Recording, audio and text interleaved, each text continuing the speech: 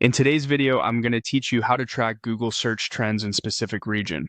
We'll use Google Trends to see how interest in a topic changes over time and across locations so you can make smarter content, marketing, or research decisions. Start by heading to the Google Trends homepage. Once you're there, click Explore. This takes you to the main dashboard where you'll do all your analysis. At the top, you'll see a field that says Add a search term. Click into that box and type your topic.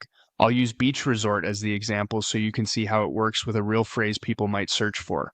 Next, set your filters so the results match your needs. Choose the country or region you care about. This is the key to focusing on a specific place, whether that's a particular country or a localized area if it's available. Then select the date range that makes sense for your question.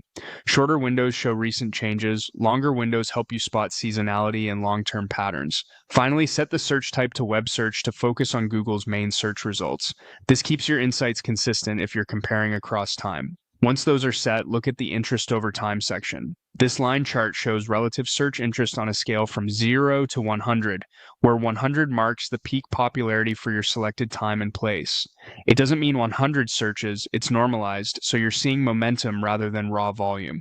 Spikes suggest events, holidays, or news that drove more searches. Dips can indicate off-season or lower attention. Aim to identify patterns that repeat and moments that stand out. Below, you'll also see the same trend reflected visually in the graph, which helps you spot rises and drops at a glance. Use consistent filters as you review so you're not mixing different contexts. Scroll further to find the related queries section. This is where you discover what people commonly pair with your main term. The top tab highlights the most popular related searches during your selected period. These are steady performers and great for understanding core intent. The rising tab shows queries that are gaining traction fastest. When you see a breakout label, it means the growth is especially sharp compared with the previous period. Together, interest over time and related queries give you both the big picture and the specific angles people care about.